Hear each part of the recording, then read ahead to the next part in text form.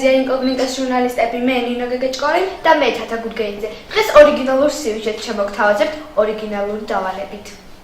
ალბათ დამეთანხმებით რომ ინკოგნიტოში სულ ესეთი დავალებები ახლა კი აქცნით თუ რა არის ეს.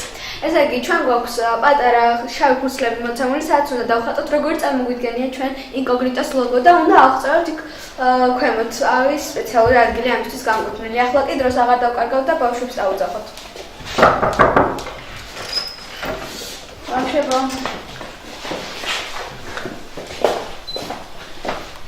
ესე იგი, აქ არის ფურცლები, რომელსაც თქვენ უნდა დავხატოთ როგორ წარმოგვიდგენია ლოგო ინკოგნიტოში, როგორ წარმოგვიდგენია და შემდეგ აი აქ ქვეტექსტი უნდა დაწეროთ, ხო?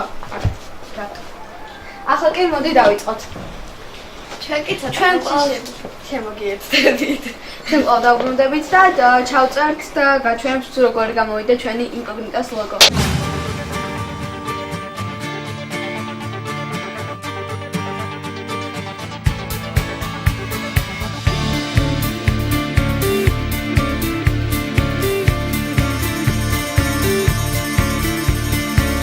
בנוף הבתים הישנים אשר היו צילי בימי ילדות חלפו הרבה שנים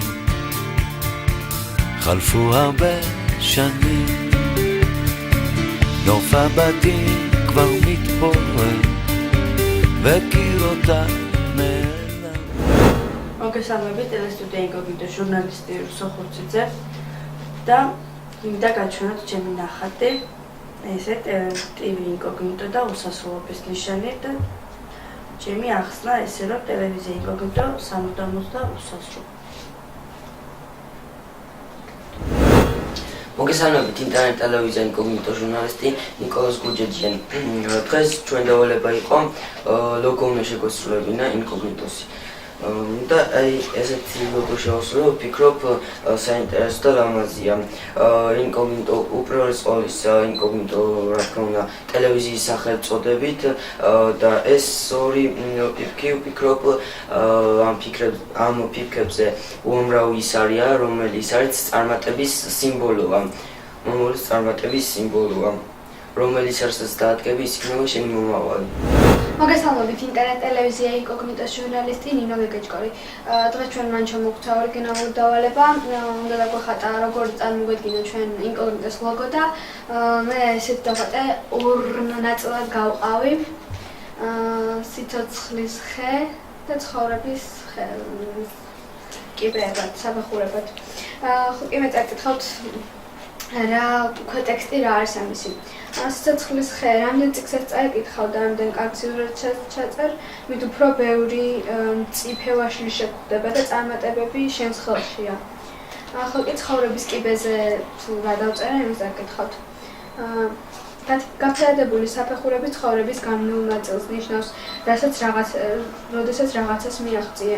ნელ-ნელა მათი გადალახვა უფრო რთული გახდება, თუმცა შენ თუ ძლიერი იქნები, მაინც ყველაფერი გამოგივა.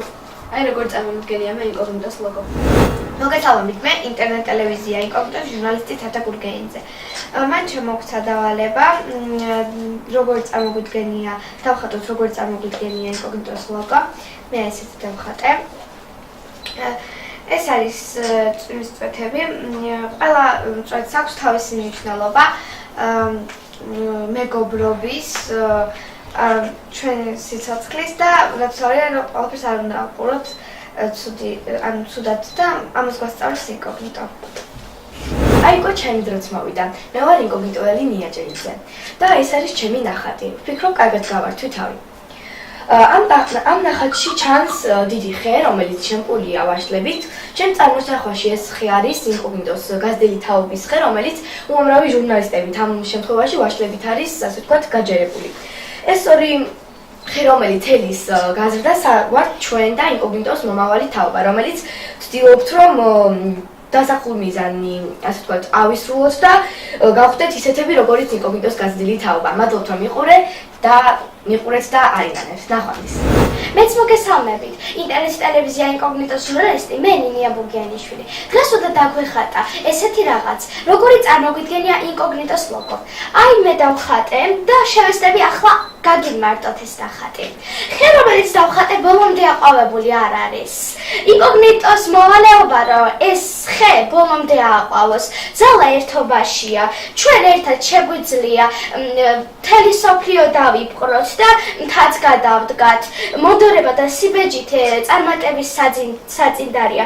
მზე ადგილია, სადაც ვერავინ ვერ მივა და ვერავინ ვერ შეეხება.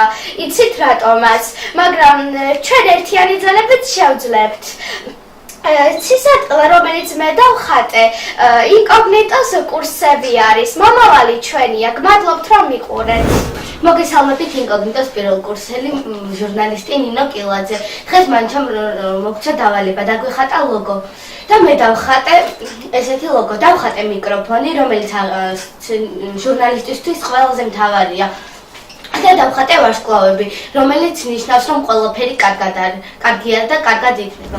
თქვენთვის მუშაობდი ჟურნალისტი მე ნინო გაგეჭკორი და თათა გურგენიძე, ოპერატორი ნიკოლოზ გუჯეჯიანი და ფოტოკამერაზე მუშაობდა რუსა ხურციძე. Agora.